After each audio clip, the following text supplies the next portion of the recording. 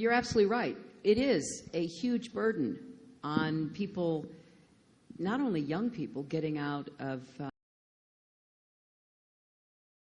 college and having borrowed money to pay to get their education, but as you rightly point out, people in their 30s, 40s, 50s who are still paying their student debt. It's a terrible burden. So, yes, I have a commitment to helping people with debt refinance that debt, get it to a lower interest rate. Do you know what your interest rate is on your debt?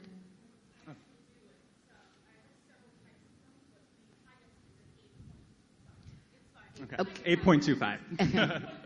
Okay. Well, I think it's important that, I mean, I've met people with interest rates from 7 to 14, and 8.25% is a lot higher than what mortgages are going for and what car payments are going for and what the interest rates are in our economy right now. So I have a couple of things. One, we're going to refinance. Two, I want to move as many people as possible into repayment plans so you pay back as a percentage of your income, not a fixed amount based on an interest rate. Today in Denver, I announced that for entrepreneurs, people who are trying to start a business, I want to put a moratorium on any debt repayment for 3 years so that you can try to get started and get your business underway. And if you, at the end of those 3 years, can prove that you're really getting something going and you're employing people, we will move toward forgiving a lot of that debt. I'm interested in young people being able to get into business and take all of your good ideas and become entrepreneurs and innovators.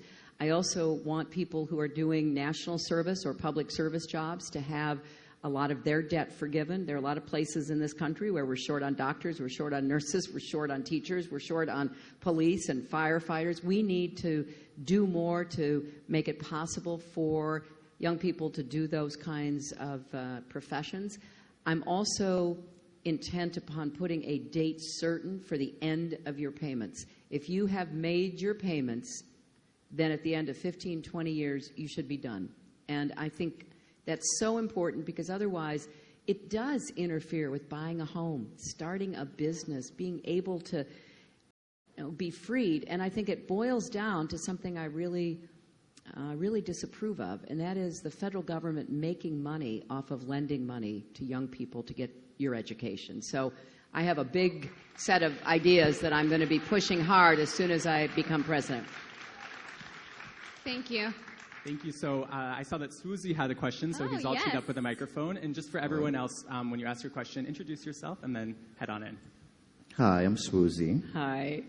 So as an individual, I feel helpless whenever I drive by these industrial properties and I see towers of smoke just flying up into the sky.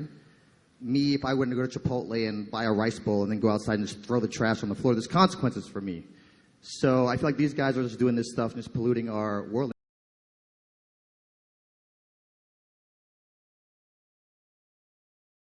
And here in LA, I just recently moved, and the pollution here and the smog is ridiculous. What are your thoughts currently on climate control and global warming? Well, I think you're right to sort of bring it down to earth, so to speak, and talk about what you see as you're driving, down the road. And there is enough for all of us to do something so that instead of anybody feeling powerless, everybody feels empowered to deal with climate change, pollution, smog, all of the challenges that we face. And I think this is clearly one of the biggest problems we face, but it's also one of the biggest opportunities. I really am tired of the debate, which is a phony debate. Climate change is real. It is here. It has to be dealt with. And if I hear another politician or public official say they don't know what to say because they're not a scientist, I'm just going to yell, because go talk to a scientist. Go listen to a scientist. Go learn about what is actually happening to our climate. So there are several things to do. On the sort of macro, big scale, I highly applaud President Obama's leadership that led to the Paris Agreement. I worked on that when I was Secretary of State with him. It was not easy to move countries like China and India and others to an agreement where they would commit to decreasing their greenhouse gas emissions. But we have the agreement, now we have to implement it. I also applaud President Obama for taking action when he got stymied by Congress. So you can feel upset and you can get really annoyed because people aren't doing what they should do.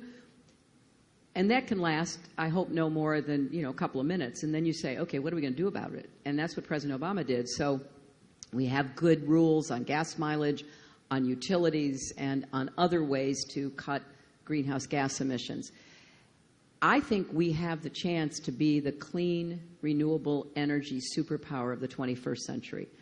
And that means we've got to invest in more jobs in energy efficiency, in clean, renewable energy, in a new electric grid, which is connected up to distribute the energy from wind and solar and other renewable sources.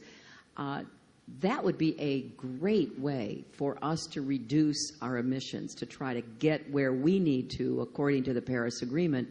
And it would put so many people to work, and it would spawn new industries. And we invent a lot of what can be used in terms of technology to deal with greenhouse gas emissions and the overall threat of climate change. We should be making more of those products in America. So the job creation potential for dealing with climate change is really significant. And on an individual level, there's a lot of things that if more people did it, you would see results. And just a few things that come to mind, be careful about your own energy use. Pay attention to how much electricity you're using. Pay attention to how much you're driving. If you have an electric car, more power to you. Do what you can to try to reduce your own carbon load. It's hard. I don't know. Most people are doing something, but maybe not enough, and I include myself in that. But on an individual level, there are things we can do, and then it aggregates. So we need a big picture agenda at the national and international level, and then at the state and local level. And I was in I was in Cincinnati. I was in Cincinnati the other day. Cincinnati is one of the few cities already in our country that are 100% clean energy, providing electricity and power for all their city buildings. There are lots of examples like that around the country. And so at the local level, push elected officials, push utilities to try to do more here in order to begin to make an impact. Wow. Great. Thank you. Raymond, one more?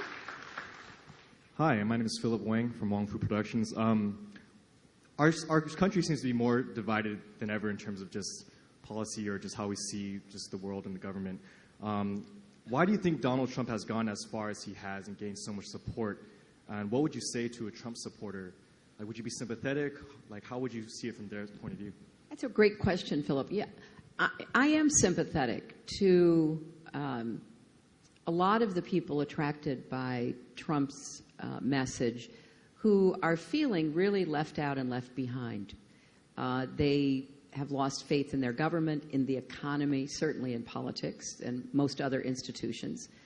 And they don't know how they're going to create, and you all are creators, how they're going to create a better future for themselves. So I am not only sympathetic, I'm looking for solutions. I've said to a lot of groups of people as we've moved into this general election campaign against Trump that I understand why people are frustrated and even fearful, but don't look for easy answers and misleading promises that cannot deliver what you're hoping for.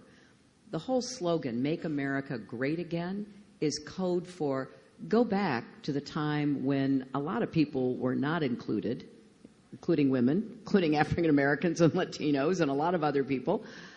Go back to a time when there really was more of a hierarchy instead of a democratized economy where people are really working hard to get ahead. We are a future-oriented society. America's always been about the future, and every election has been about the future. So I am determined to say, look, You may not vote for me, Trump supporters. I get that, because you really are upset about immigration, or you're upset about trade, or you're upset about, the feeling that the jobs that you had that gave you a good living are gone. But let's think about what we're going to do to try to create more opportunities for you, your children, your grandchildren. So I'm very sympathetic to that. I am not sympathetic to the xenophobia, the misogyny, the homophobia, the Islamophobia, and all of the other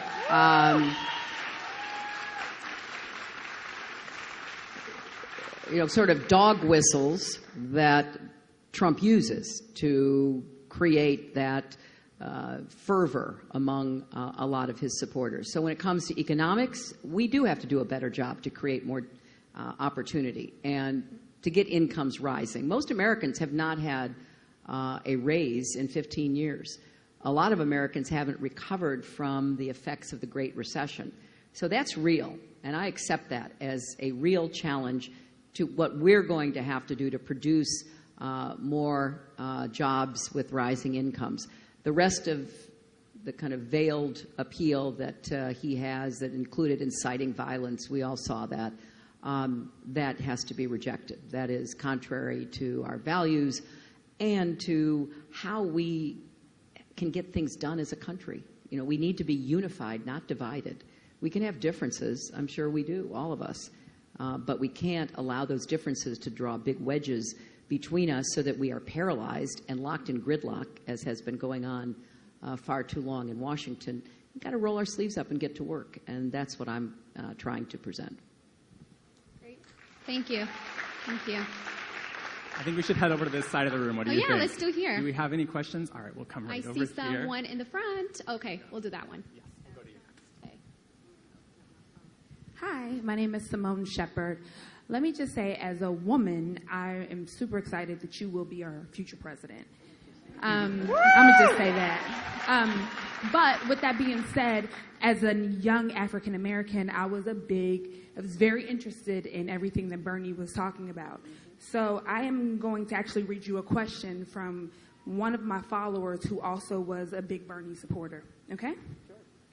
So his name is James Knox, and he said, "We all witnessed Bernie Sanders overwhelmingly receive the support of a specific minority groups. And most amazingly, he received the support of youth. What, if anything, did you learn from Bernie Sanders as it pertains to relating to the younger demographic and also ethnic?" That's exactly what he said. Okay. Well, first of all, I think Senator Sanders ran a terrific campaign, and it was good for the Democratic Party, and it was good for the country. And I think his passion and his incredible energy in conveying his image of what our country could be and should be was inspiring, and particularly inspiring for young people across the country. And I think there are a number of lessons to be drawn, at least from my perspective. One of his biggest arguments, and certainly one of the reasons why so many young people supported him, at least that's what they told me, because sometimes they would come to my events and I would talk with them as well, is the idea of free college. And, I think we have got to do a better job of getting the cost of college down for the vast majority of young people and avoiding debt, like the first woman's question. If we can get the cost down and we can manage to send as many young people to college without having to go into debt, then as I try to clean up the whole debt mess, we won't be putting more people into debt. And that is how I want to take the real advocacy that Bernie and his supporters brought around the issue of college and put it into a specific set of objectives that I'm going to advocate for during this campaign. I think his emphasis on inequality is also critically important because we have had an increase in the last 15 years, particularly because of the Great Recession, in inequality. And Just as a little factual aside, when my husband was president, we saw the creation of 23 million new jobs, but we also saw, most importantly, incomes went up for everybody, not just people at the top. In fact, the average family income went up 17% in the 90s, and the average African American family income went up 33%, and we lifted more people out of poverty. So I'm not saying that we closed the income gap, but we were on the right path. And I believe if we had stayed on that path, we would be in a better position today than we are. But what happened, we all know this, the Republicans have a very different philosophy. They came in and cut taxes on the wealthy over and over again, got out of the way of regulating the financial markets and the mortgage markets, and we had this terrible recession. And we were dropped into this deep ditch. And I don't think President Obama gets the credit he deserves for digging us out of the ditch and putting us back on, level ground where we've had 75 straight months of job growth. Now, so therefore, I think raising the issue of inequality is really significant. And I give Bernie a lot of credit for that, and certainly among young people to think and focus about it.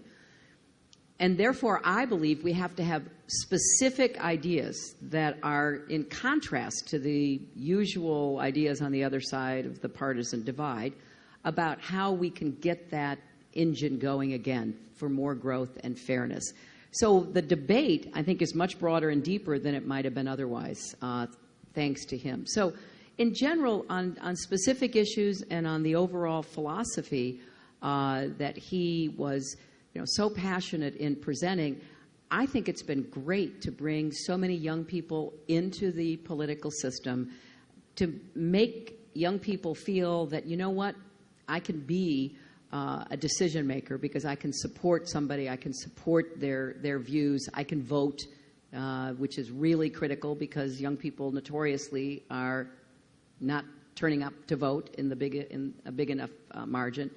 So I'm excited about having the Democratic Party unified. Yesterday I was in Cincinnati with Elizabeth Warren, and both of us talked about the kind of agenda that we think the country needs, and a lot of that is in line with the goals that Bernie set, which I agree with. We may have had different ideas about how best to achieve them, but we certainly shared the goals of health care for everybody, college that is affordable, dealing with the income inequality, and particularly reining in those economic forces and those special interests that have for too long called the shots in Washington. So I think overall we had a great primary, and I really am proud because we ran a primary based on issues.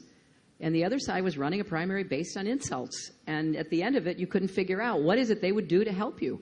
And Bernie and I had a lot of the same ideas in the same way of getting to goals, but then we had different approaches. So we had some good debates about what was the best way to do it. That's what I think an election should be about. So I'm very excited about it. I agree. Thank you. Thank you.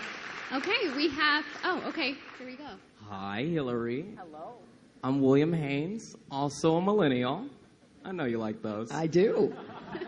My mommy is a teacher in Richmond, California, one of those cities where, it's like real bad and dangerous. She teaches the bad kids. And she's been doing it for over 20 years. And I notice there are basketball players who make ducats, way more than my mommy. My mom raises these kids and make no money. What can you as president do about teachers? Well, first of all, thank your mother for me, would you? I will. I really appreciate. I think, let me just put it into a broader context, and then I will zoom in on your mother and other teachers, and particularly teachers like your mom, who are in school districts and schools that are challenging, to say the least, right? Look, I think we have to reimagine education. I think we are stuck in a mold that doesn't fit our times, doesn't fit your experiences, doesn't fit how you communicate with everyone who follows you. We need to understand that imagination and creativity are really at the core of a successfully educated person in our country today. So I think you have to start from 0 to 5. I think you have to start by helping kids get better prepared to be successful in school. And I am adamant that we're going to do more to actually help prepare kids, early childhood education, universal pre-K, so that when they get to elementary and secondary school, their chances of achieving have gone up. Because 80% of your brain is physically formed by the age of 3. So if you've got a mom who's a teacher who was talking, reading, and maybe singing to you, she was building your brain, right? So I want more little kids' brains built. And I'm going to do everything I can to convince more people, and I hope you all will talk about this or, get folks to, be with you to explain why this is important. So then we get to elementary and secondary school. And I believe we have really devalued our teachers. We have not provided the kind of respect, support, and resources that the teachers of this country deserve to have. We often ask teachers who are professionals to teach in circumstances that are unacceptable. The physical facilities are unacceptable. The circumstances that they are facing every day in their classroom make it really hard to teach and for kids to learn. So I want us to start by focusing on the teacher, which is the most important ingredient in a successful education for anybody.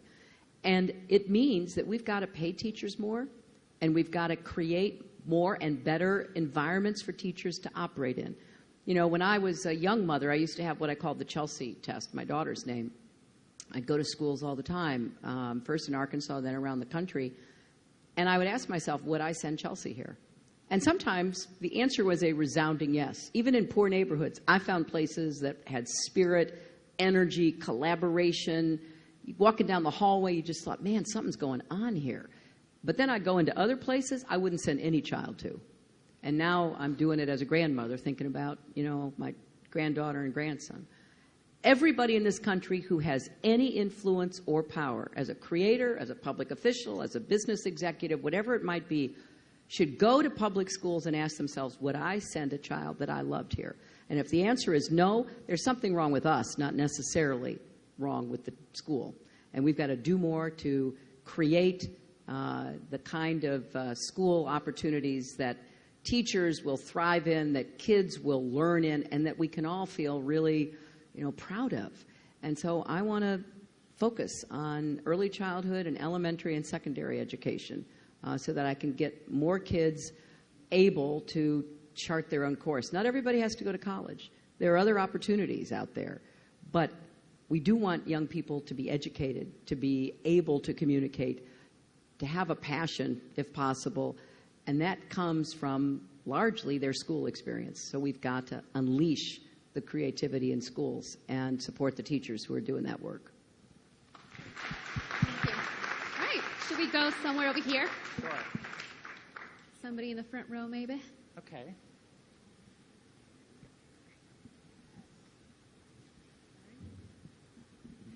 Hi, my name is Chrissy Chambers, and I run a YouTube channel with my beautiful girlfriend, V.A.A. And in 2015, I came out as one of the first public figures who was a victim of revenge porn. And ever since have been trying to pursue justice for myself as well as other victims. Currently, I'm pursuing the first civil lawsuit in the United Kingdom against revenge porn.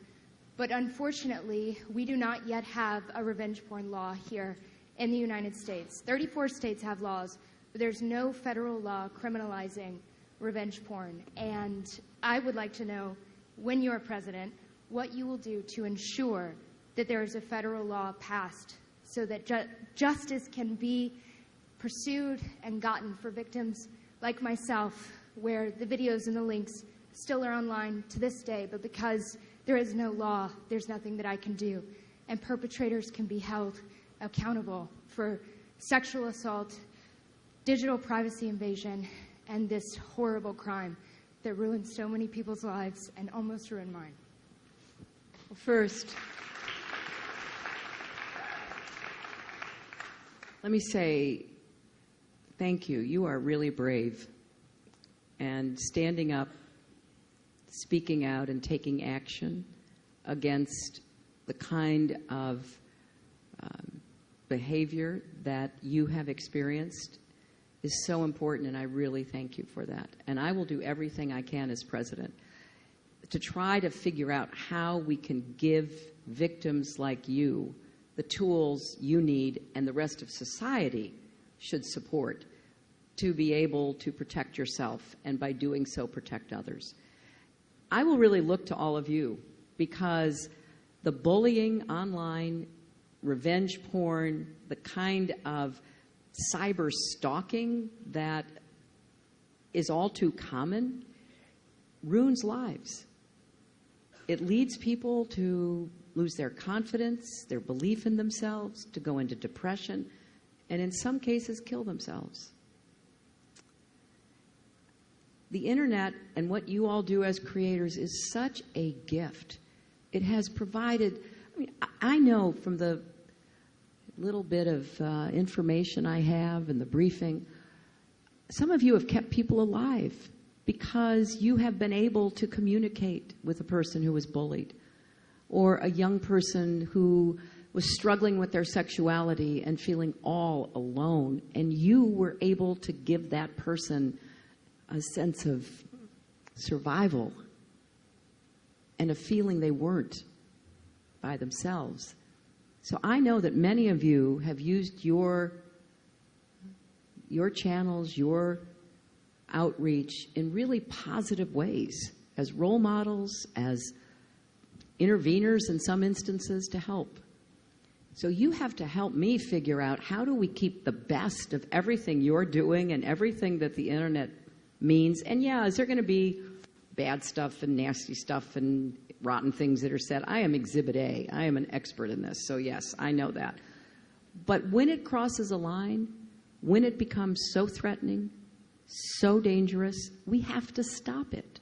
So I will do whatever I can to try to help you and help others who have spoken out, because you're strong enough not to let yourself remain a victim. A lot of people aren't. And so we've got to help you help them. And I will certainly do everything I can to bring that about.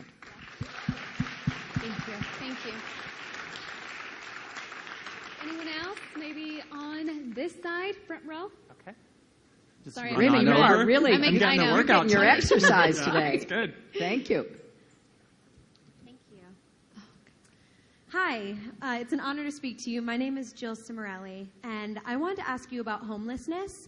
I grew up in the suburbs where I didn't really see any of that, and when I moved here when I was 19, I was shocked by what I saw. I moved straight into Hollywood, and walking to school every day, I would see tons of homeless people, and it was devastating to me, and just such a big culture shock to me. And it's such a huge issue in many cities, and especially in Los Angeles. It's just a massive issue. And so I was wondering what you plan to do to help try to get some of those people into a safer environment and hopefully help them get back on their feet. Thanks so much for both noticing and caring and asking about it, because we've had an increase in homelessness in a number of cities around the country. And some of it is due to economic, financial problems. People lose their home, they get evicted. I know more about New York than a lot of other places. We have a lot of homeless parents and children, particularly a lot of mothers and children, who, because of domestic violence or because of financial setbacks, literally don't have anywhere to live. And they end up in shelters if they're not on the street.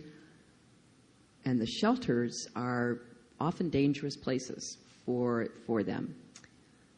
We also have a lot of untreated, even undiagnosed, but certainly a lot of homeless people are on the streets because of mental health challenges. And we don't have enough mental health facilities or treatment to really take them in. And addiction is a big problem for many people who end up homeless. So there are different reasons why somebody is on the streets, but those are three big categories: financial, mental health, addiction. And we have to address all of them. So here are some good things that are happening in different parts of the country. and I want to have a big emphasis on homelessness. And one of the areas is trying to provide supported housing so there is some place to take somebody besides a shelter, so that there can be a safe place, preferably an apartment, which is hard in big cities because the costs are so great. But we need more subsidized, affordable housing for working people, poor people, and homeless people. And that will be a big emphasis of mine. We also need to recognize that mental health is not separate from every other kind of health. It is a health problem, and it deserves to be treated as such. We haven't done that. You know, we overdid warehousing mentally ill people back up until about the 80s, and there were a lot of abuses and a lot of problems with that. And we then deinstitutionalized people with the promise that there would be a lot more community facilities, and we never fulfilled that promise. So you will find that the biggest facilities for caring for the mentally ill in our country are jails and prisons. So instead of providing treatment, we pick somebody up off the street, charge them with something, put them in jail, put them in prison, and they don't get the treatment that they need. So we've got to take a hard look at our whole mental health institutions, every one of them, from local to federal, that we can try to provide. And then the same with addiction. We don't have enough treatment. We don't have enough recovery programs. We don't have enough resources. But there are some good programs that I just want to quickly mention. I was in Reno, Nevada, and the Sheriff's Department and Catholic Charities came together to say, look, we're picking up people on the streets.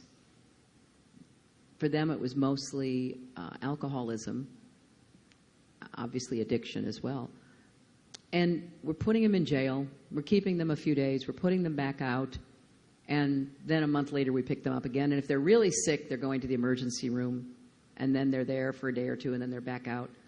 There's got to be a better way. So they joined forces, law enforcement and charity, and built a treatment center and said to people who were picked up, you can go to jail or you can go to this treatment center. And if you go to the treatment center, you have to be willing to get counseling. You have to be willing to be tested every day to make sure you haven't fallen off the wagon.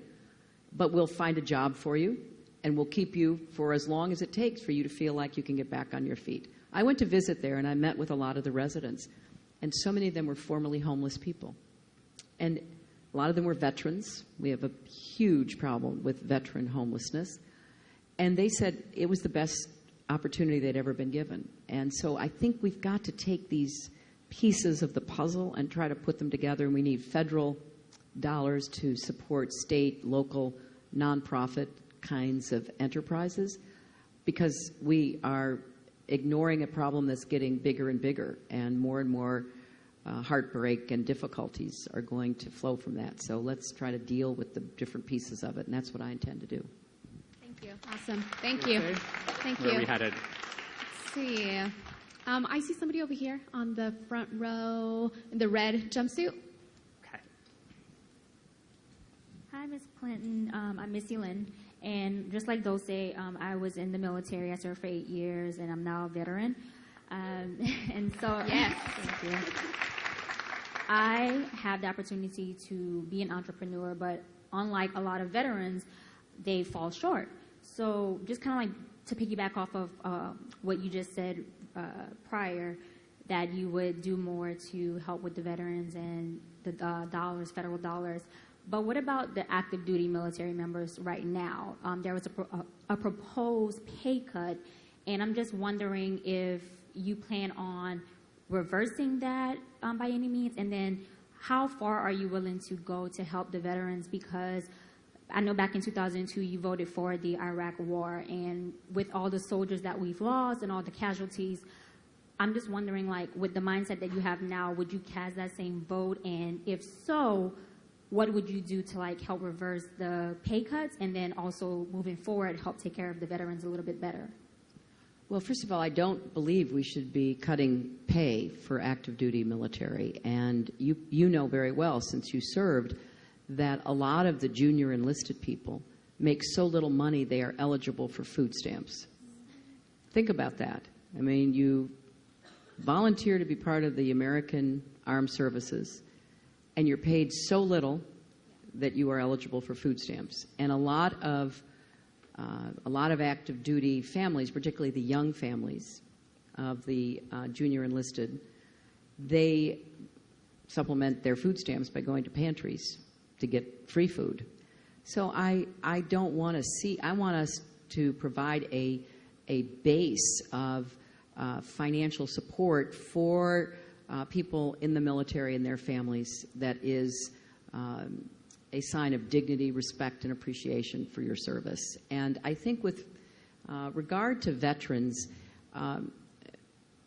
it was interesting because I was at a terrific tech center in Denver earlier today, and I was talking to some of the veterans who are running an organization called Patriot Boot Camp, trying to help vets get linked up with jobs that will recognize the skills that they have learned in the military. And I was talking with them because, and you've had this experience, but when you leave the military, you're supposed to get some kind of transition assistance, and you don't. I mean, really, you've been in the military, you have skills. A lot of civilian employers don't recognize those skills, don't understand how important those skills are. And you basically just get like an hour lecture, like, okay, you know, you're going to be mustering out, and here's what you get, here's what you're eligible for, here's a bunch of brochures, go read it. I mean, you're nodding, so you've been through that. And that is just not adequate. And part of our, my hope is that we do a much better job helping active duty service members prepare for their life after the service. And I think that there's a lot we can do to make sure they know what their benefits are, what they can get in terms of education and the like. So there's a lot more to be done that will support our veterans coming out. I also believe that we've got to fix the problems in the VA. The VA has a lot of really good services. They're, you know, tops in the world in certain areas, but they're not organized for the 21st century. They are not technologically available to a lot of young vets. But I don't want to see veterans care privatized, because I think that would make it even more difficult to access the care you need. So I want to fix what's wrong with the VA, bring it into the 21st century, make sure it has the resources that it needs to serve all of our veterans. And that's exactly what I intend to do as president. Awesome. Thank you. Dulce, I think we should give some love to the middle of the room. What do you think? We haven't gotten anybody in the front. Okay. Yellow dress. Okay. Hi, I'm Matilda, and being on YouTube, I just have noticed what the power of social media and how influential it can be. And obviously, I think it's been very influential in your campaign. And I'm wondering how you can use it to address issues in our nation, and if you see it being powerful for if you possibly become the President of the United States. Well, great question. Again, I would ask all of you, because in many ways you're the experts in this. There's no doubt that social media is a driver of opinions, of commitments, of involvements, and the more we can do that in a campaign, the better it is. And I have a terrific team, some of whom are with me today, who work on that every minute. And I want to not only do it during the campaign, but I want to do it in the White House as well, because it would be, I think, really missing a great opportunity not to engage, not to have, like, all of you come to the White House and have a conversation about what we can do and how can we do it better and what are the issues on, you know, your viewers' minds. How do you figure out what's best to talk about? What can we do? Like, going back to the debt question, how do we get information out about helping people pay down that debt and get out from under it. I just think there's a great opportunity, and I hope that we will build on the good work that President Obama's White House has done. I think he has pioneered the use of social media, and particularly during his administration, had people at the White House, went out, was interviewed by people around the country, and tried to drive a message. One of the most successful messages was getting young people to sign up for the Affordable Care Act. That was a very effective message that was driven on social media by people like yourselves, getting that message out. So the more we can connect with people where they are and meet them where they are, and both because we get good feedback or because we anticipate what questions might be, really always be there delivering that information. I think that's part of being a leader in today's world. Great, thank you. So we also invited people to ask questions via social media, and I wanted to share a question that personally resonated with me that a lot of people were wondering about. I think like so many LGBTQ people, I was horrified and traumatized by what happened in Orlando, and I had a chance to be on the ground there and talk to people in the wake of what happened. And I think that as a community, we want to project strength and march proudly forward, but we also are really struggling with feeling safe in our own country.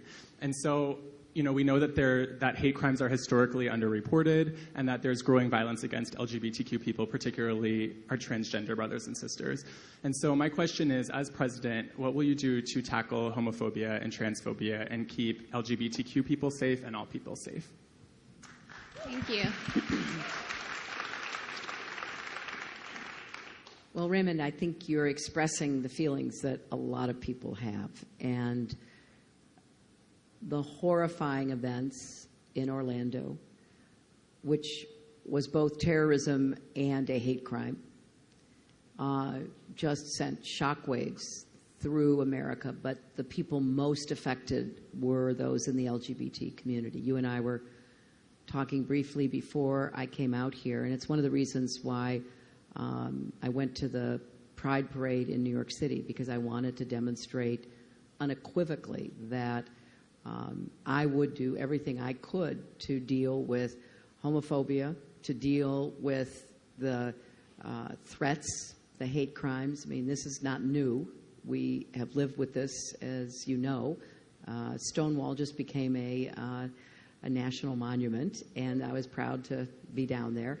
So I think it is an issue that we have to address on several levels. First, we have to keep standing up against the homophobia, the hatred, the disrespecting and demeaning of people that is still much too common in our society and unfortunately even in our political system. We need to keep pushing forward on legislation that will put into our laws protections for LGBT people. I mean, you can get married on Saturday, you can post your pictures on Sunday, and you can be fired on Monday because there is no employment protection. And those of you who live in LA, wherever else you may have lived before, are in an environment that is, not as threatening as what so many people face in countless places across our country, to say nothing of the world. So as president, I will work to pass the Equality Act. I will work to set a good example of how we are an inclusive country, an inclusive government that looks like America, that includes everybody. And I will continue the work I started as Secretary of State to speak out against discrimination against the LGBT community across the globe. Because I went to Geneva when I was Secretary of State to deliver a very clear message that it was American policy, not just what I was saying personally, but American policy to stand up for the rights of the LGBT community. And we will keep beating that drum. I started programs to provide funding for activists. There are a lot of people who are scared all the time in other countries, and I don't want people to be scared in our country. I don't want what happened at Pulse to infect people with that level of fear. It was a horrible, terrible, I can't even think of all the adjectives that describe the shock and distress that we all felt, but I don't want people to live in fear. And it is something that we have to do more to provide the protection and the safety and the legal support for you to not feel that way. I can't stop every hate crime. I wish I could. And I'm working as hard as I can to keep guns out of the wrong hands, something that I think contributed to the murders in Orlando. And the idea that we can't do more to protect people from the epidemic of gun violence is just so heart-sickening to me that I'm going to stay on this, take on the gun lobby, keep fighting for gun safety measures. Thank you. Thank you so much for releasing the most comprehensive platform from the LGBT community of any candidate. It really means so much to me and so many others. Dulce, I got word that we have time for one more question, so I will let you do the honors. More. Okay, let's see. Someone from this side. I'll see the lady in the back row, please.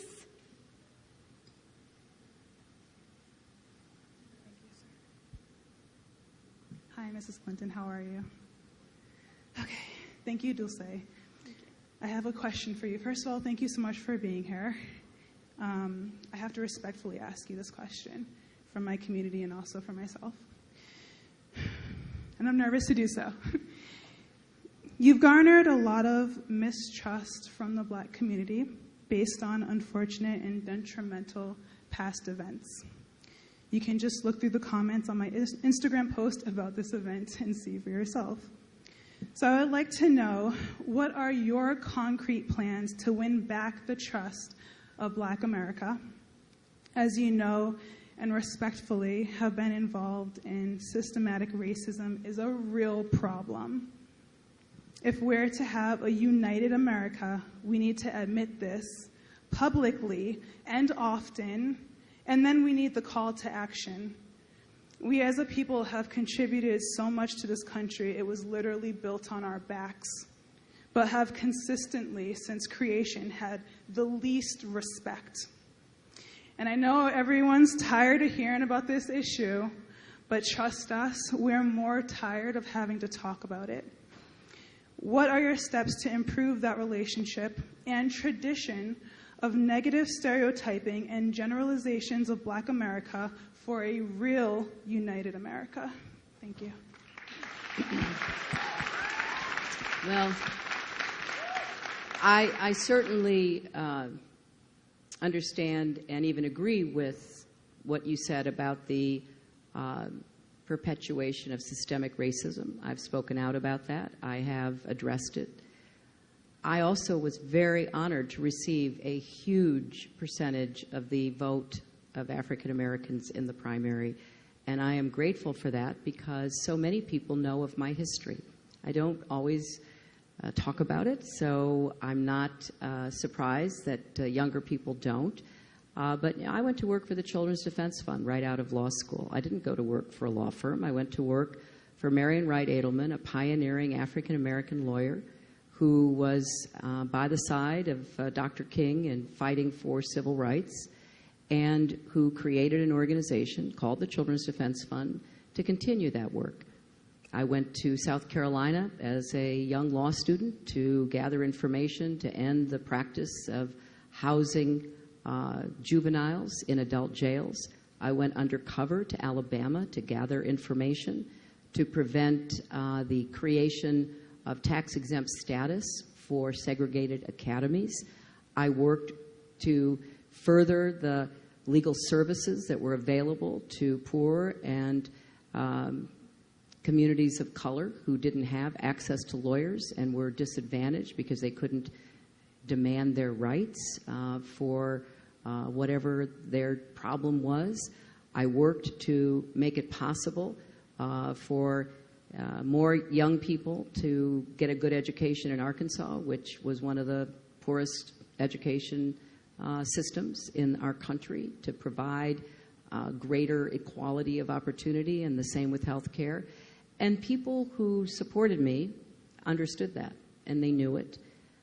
But that doesn't mean that because I have a history of working to try to overcome injustice and systemic challenges like racism, that I don't want to be held accountable by voters because I'm telling you what I want to do. The very first speech that I gave in this campaign a year ago, April, was about criminal justice reform, ending the era of mass incarceration, looking for more programs of diversion, creating more housing, education, and employment opportunities. When I was a senator from New York, one of the reasons I won New York by 16 points over Bernie Sanders is because I had so much support from across that state because of the work that I had done. So I am more than open to and receptive to dealing with the systemic problems that are at the root of injustice and disunity and inequality in our country. But I also do respectfully ask that people know a little bit more about what I have done and why the Congressional Black Caucus supported me and why other black leaders have supported me, because I've been there and I will continue to be there. And I hope that we'll make more progress when I am president. Great. Thank you so much. I guess that's all the time that we have for today. I just want to say thank you so much. I think this was a great opportunity for all of us to start a conversation. But before you leave, we want to know if you are okay with taking a group selfie.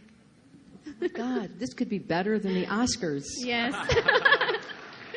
Okay. So we have to send it to Ellen and tell her that I think we should look all at what we've crowd done towards the here. stage then. What do you think? All right. So everybody, if you guys can gather around really, really tight, because if you want to make it in this shot, you got to get personal. Okay. I think you can be right next to me. Yeah. Yeah. No, you won't.